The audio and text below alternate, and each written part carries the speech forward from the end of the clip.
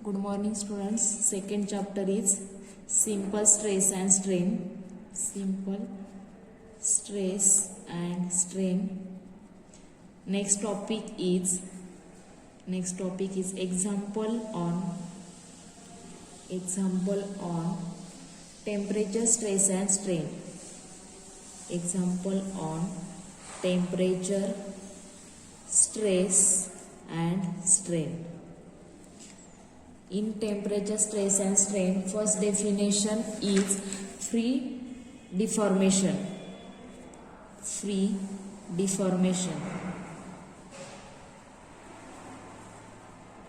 First, we study the definition of free deformation.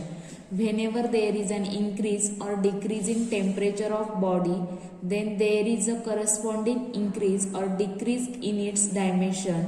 This change is known as free deformation. Free deformation म्हणजे काय?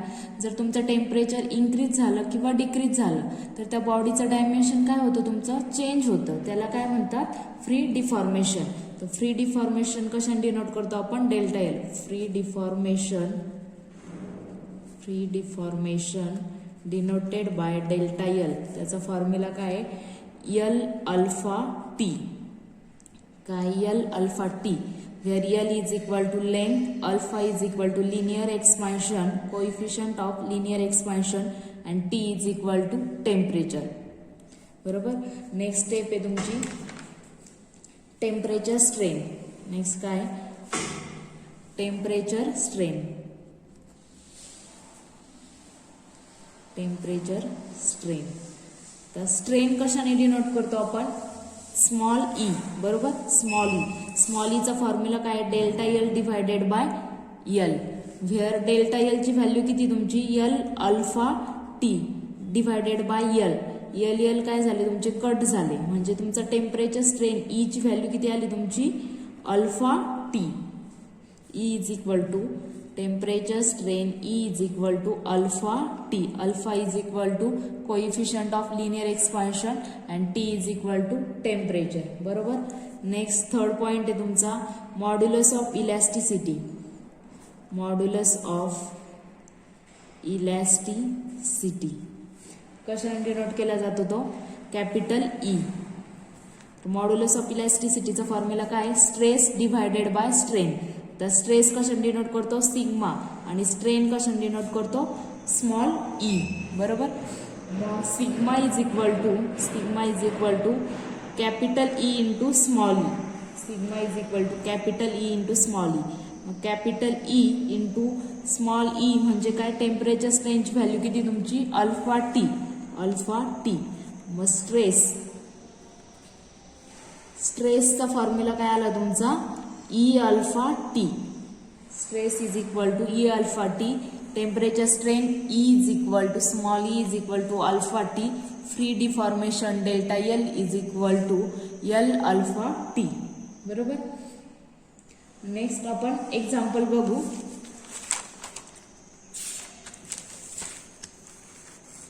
First example आहे अ steel bar 10 meter long. Steel bar 10 meter long is at a temperature of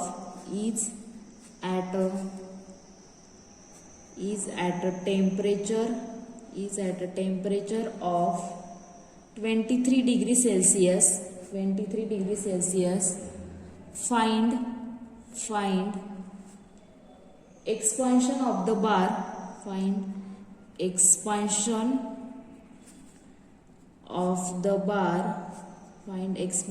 of the bar when its temperature is raised. When its temperature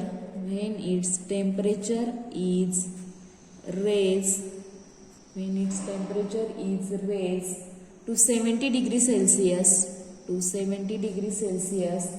If the expansion is completely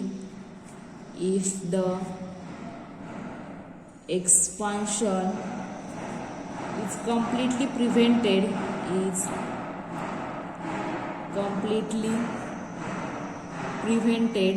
expansion is completely prevented. Find the magnitude. Find the magnitude, common nature of stress developed. Magnitude, nature of stress developed in the steel bar. Nature of stress developed in the steel bar. Capital E is equal to 200 Newton per mm square and alpha is equal to 12 into 10 raised to minus 6 degree per Celsius.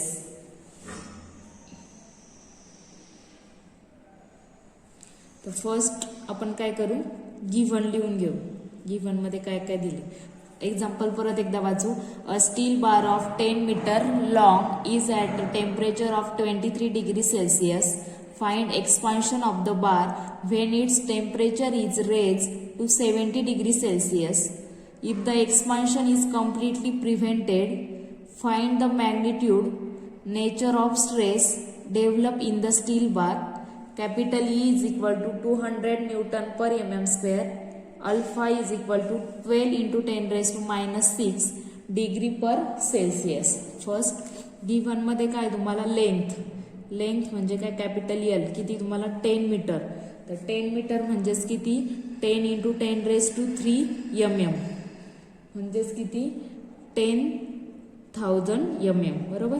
Next काय, T1 temperature 1 किती तुमचं 23 degree Celsius आणि temperature 2 किती तुमचं 70 degree Celsius. बरोबर. Next काय, capital E त्याची value किती आहे 200 newton per mm square. Alpha is equal to किती आहे 12. अल्फा इज इक्वल टू किती 12 into 10 raise to minus 6 degree per Celsius. बरोबर. नेक्स्ट मध्ये काय करायचंय, टू फाइंड. आता फाइंड आउट काय करायचंय तुम्हाला,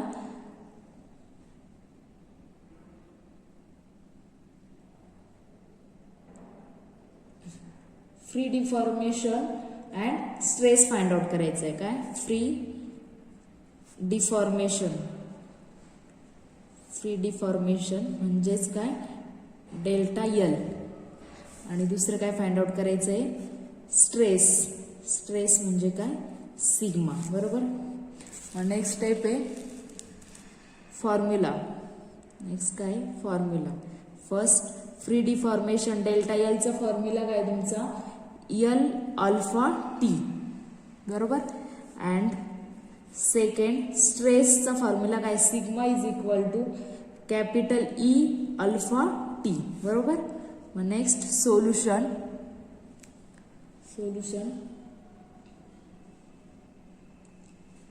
टेम्परेचर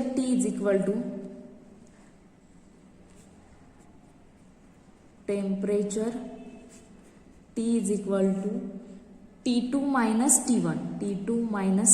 T2 ची व्हॅल्यू किती 70 मायनस T1 ची व्हॅल्यू 23 किती येईल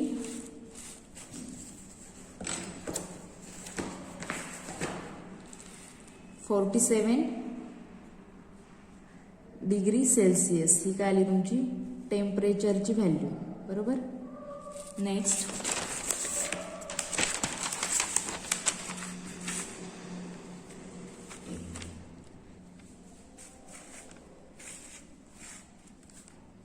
काय फाइंड आउट करायचंय, फ्री डिफॉर्मेशन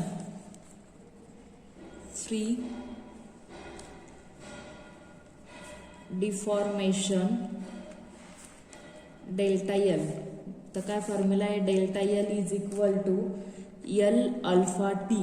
एल किती तुमचं 10,000 इंटू अल्फाची व्हॅल्यू किती तुमची 12 into 10 raise to minus 6 into temperature किती तुमचं 47.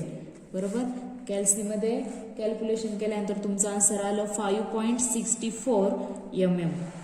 Free deformation delta L is equal to 5.64 mm. बरोबर. तर next stress. Now stress sigma is equal to E alpha T. तर ई म्हणजे मॉड्युलस ऑफ इलॅस्टिसिटी, त्याची व्हॅल्यू किती 200 इंटू 10⁻³ इंटू अल्फाची value 12 into 10⁻⁻6 आणि टेम्परेचर 47. तर किती येईल तुमची व्हॅल्यू 112.8 न्यूटन पर mm². हा काय आलं तुमचा स्ट्रेसची व्हॅल्यू. बरोबर, समजलं example. Okay, thank you. Good morning students. The second chapter is simple stress and strain. In previous lecture we study about the total elongation and deformation. The formula for total elongation, it is denoted by delta L is equal to PL upon A, where P is equal to force, L is equal to length, A is equal to area and capital E is equal to modulus of elasticity. Next part है example on principle of superposition of bar of varying in cross section. म्हणजे एखादा बार वगैरे असेल तर त्याचा जर cross sectional area vary होत असेल तर त्याचा टोटल इलॉंगेशन कसं फाइंड आउट करायचं त्याचे एक्झाम्पल आपण बघू. फर्स्ट एक्झाम्पल आहे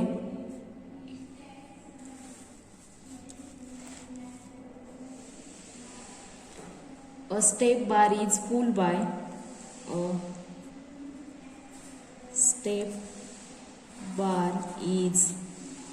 step bar is pulled by 20 kilonewton as shown in figure. Find the total elongation. Find the total elongation of the bar.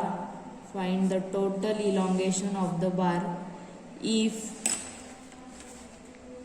capital E is equal to 1 into 10⁵ Newton per mm². Diagram दिली तुम्हाला.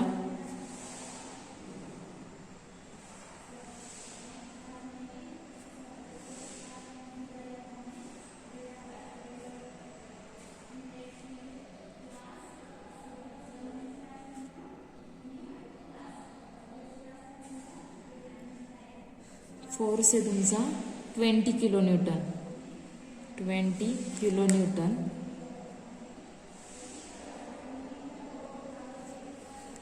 हा तुमचा first cross section, हा तुमचा second आणि हा third cross section आहे. First cross सेक्शनचा जो काही डायमीटर आहे तो किती आहे 12 mm. सेकंड क्रॉस सेक्शनचा डायमीटर आहे तुमचा 30 mm आणि थर्ड क्रॉस सेक्शनचा डायमीटर आहे तुमचा 22 mm. फर्स्ट क्रॉस सेक्शनची लेंथ आहे तुमची 1200 mm. सेकंड क्रॉस सेक्शनची लेंथ आहे तुमची 2000 mm आणि थर्ड क्रॉस सेक्शनची लेंथ आहे तुमची 1800 mm. बरोबर. फर्स्ट आपण गिव्हन मध्ये काय दिलंय ते लिहून घेऊ. एक्झाम्पल काय a step bar is pulled bye 20 kilonewton. म्हणजे एक स्टेप बार आहे त्याचा क्रॉस सेक्शन काय झालेला आहे व्हॅरी झालेला आहे. त्याचा फोर्स किती तुमचा 20 किलोन्यूटन आणि त्याचा जो काही मॉड्युलस ऑफ इलॅस्टिसिटी ई त्याची व्हॅल्यू किती दिली आहे 1 इंटू 10⁵ न्यूटन पर mm². बरोबर. तर डायग्राममध्ये काय सांगितलंय, डायग्राममध्ये तुम्हाला हा फर्स्ट क्रॉस सेक्शन दिलाय त्याचा डायमीटर 12 mm आहे. सेकंड क्रॉस सेक्शन त्याचा डायमीटर 30 mm आहे आणि जो काही थर्ड क्रॉस सेक्शन आहे त्याचा डायमीटर 22 mm आहे. बरोबर. तर तुम्हाला काय फाइंड आउट करायचं आहे टोटल इलॉंगेशन. आता टोटल इलॉंगेशन म्हणजे काय डेल्टा एल फाइंड आउट करायचं आहे. बरोबर. मग त्याच्यामध्ये फर्स्ट आपण गिव्हन मध्ये काय दिलंय ते लिहून घेऊ. फर्स्ट गिव्हन फर्स्ट क्रॉस सेक्शनची लेंथ घेऊ. L1 किती दिली तुम्हाला 1200 mm. त्याच्यानंतर D1 diameter of first cross सेक्शनचा डायमीटर किती दिलाय 12 mm. त्याच्यानंतर L2 length of second cross सेक्शनची लेंथ किती दिली तुम्हाला 2000 mm. Next diameter of second cross section D2 किती दिलाय तुम्हाला 30 mm. L3 length of third cross section किती आहे तुमची 1800 mm. आणि D3 डायमीटर किती त्याचा 22 mm, बरोबर. आणि फोर्स P किती दिलाय तुम्हाला 20 किलोन्यूटन. तर किलो न्यूटनचं काय करायचं आहे आपल्याला न्यूटनमध्ये कन्व्हर्जन करायचं आहे, म्हणजे किती येईल 20 × 10⁻³ न्यूटन, बरोबर.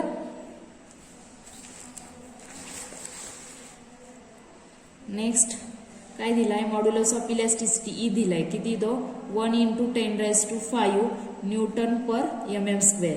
आता सगळे युनिट न्यूटनमध्ये आले का आणि सगळे mm मध्ये आले का चेक करायचे, बरोबर. नेक्स्ट काय टू फाइंड काय फाइंड आउट करायचं आहे टोटल इलॉंगेशन, म्हणजे काय डेल्टा एल. टोटल इलॉंगेशन म्हणजे काय डेल्टा एल. त्याच्यामध्ये नेक्स्ट येते तुमचा फॉर्म्युला. नेक्स्ट काय फॉर्म्युला. तर फॉर्म्युला काय delta L is equal to delta L1 plus delta L2 plus delta L3. Delta एलचं फॉर्म्युला काय P1 L1 divided by A1 E1 plus P2 L2 divided by A2 E2 plus P3 L3 divided by A3 E3, बरोबर. आता त्याच्यामध्ये P आणि E काय तुमचा same आहे, बरोबर. तर तुम्ही काय करू शकता साईडला कॉमन काढू शकता. मग त्याच्यामध्ये सोल्युशन बघू आपण. Solution first we find area. First we find out area. मग सर्कलचा एरियाचा फॉर्म्युला काय असतो π/4 d², बरोबर. मग π/4 × d1 ची व्हॅल्यू किती तुमची 12, बरोबर. तर त्याचं किती आन्सर येईल तुमचं 113.09 युनिट काय एरियाचं mm². मग फर्स्ट क्रॉस सेक्शनचा एरिया किती आला तुमचा 113.09 mm². Next A2 is equal to काय π/4 × d2 चा square is equal to π/4 × d2 ची व्हॅल्यू किती तुमची 30 चा स्क्वेअर. तर किती येईल तुमचा आन्सर 706.86 mm², बरोबर. Area of second cross section किती आला 706.86 mm². Next A3 is equal to काय π/4 × d3 चा square is equal to π/4 × d3 ची व्हॅल्यू किती तुमची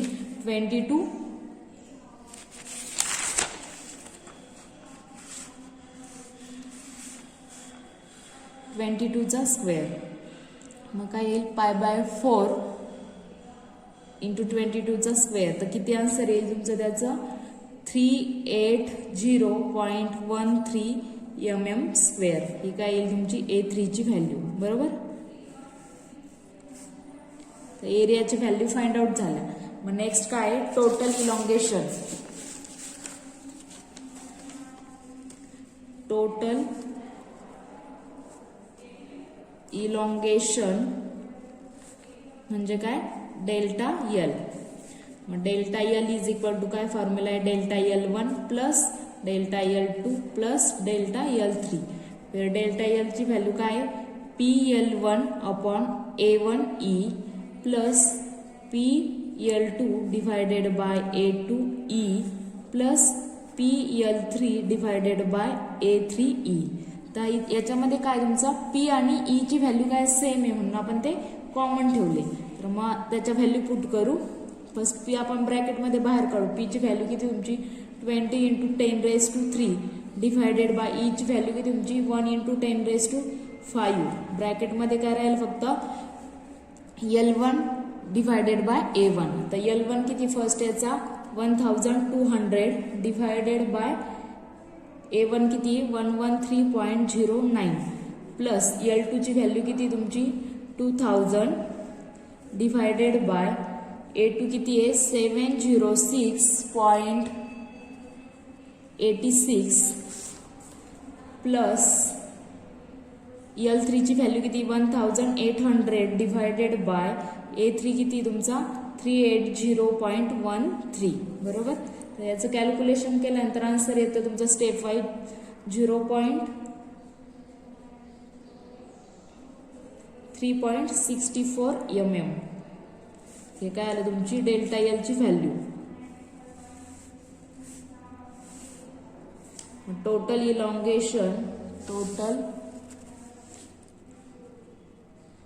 elongation is equal to 3.64 mm. समजलं. त्याच्यामध्ये फक्त फॉर्म्युला कोणता वापरायचा आहे, delta L is equal to PL divided by A आणि त्याच्या करस्पॉन्डिंग व्हॅल्यू पुट करायची आहे.